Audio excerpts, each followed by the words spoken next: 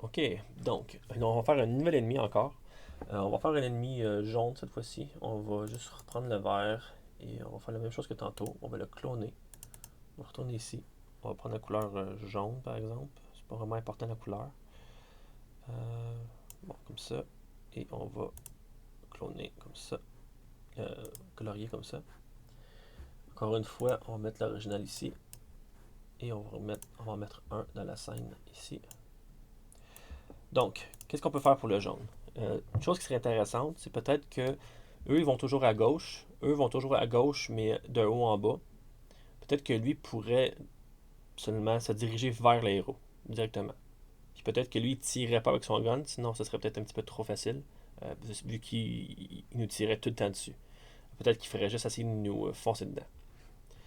Euh, donc, qu'est-ce qu'on fait pour ça? On va dans le code. On va ajouter ici un ennemi. On va dire quand que l'ennemi est créé. Donc, attendez que je le trouve. J'ai dû passer à côté.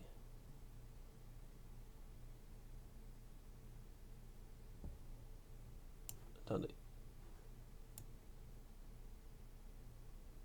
Ah, la création ici. Bon. Donc, quand il est créé, on sait déjà qu'il y a. On va le renommer un univers 2. Ça fait pas vraiment de sens. On va l'appeler ennemi jaune. Euh, quand il est créé, on sait déjà qu'il y a le bullet behavior. Donc, ça veut dire qu'il y a le comportement ici du projectile. Le comportement du projectile, si vous vous rappelez, ça fait en sorte qu'il va toujours dans une direction. La direction par défaut, c'est à droite. Donc, nous, on veut changer ça. Mais plutôt que de définir l'angle à 180 degrés, qui irait toujours vers la gauche, on va définir l'angle comme étant la position du joueur. Donc, il va se diriger vers la position du joueur. Euh, mais en fait, nous, on veut ajuster ça, mais pas à la création. On veut ajuster ça à chaque instant. Parce que si on le fait à la création, ça fait en sorte qu'à la création, il va se diriger vers le joueur. Puis si le joueur se déplace, il va continuer à se diriger dans la direction où le joueur était. Parce qu'il ne se sera pas mis à jour. Donc en fait, au lieu de la création, on va revenir en arrière un petit peu. On va dire à chaque tic. Ou à chaque. Ça s'appelle à chaque tic aussi en français, je crois. Euh, à chaque tic, c'est ça. Donc à chaque tic, on veut que l'ennemi jaune, on définisse l'angle vers une position. Puis la position, on cherche un X et un Y.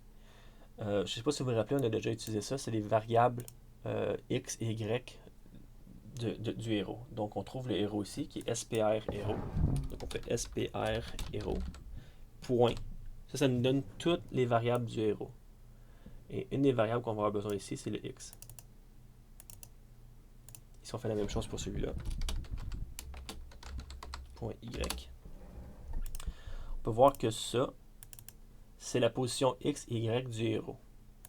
Donc à chaque tic, l'ennemi jaune va définir son angle vers la position du héros. Si on vérifie ce que ça donne, on peut voir qu'il se dirige directement sur nous sans arrêt, extrêmement rapidement, et bon, il est peut-être un petit peu trop rapide. Normalement, il serait déjà mort, mais on n'a pas codé ça encore. Donc on va voir qu'on va coder ça avec tout le reste dans la prochaine vidéo.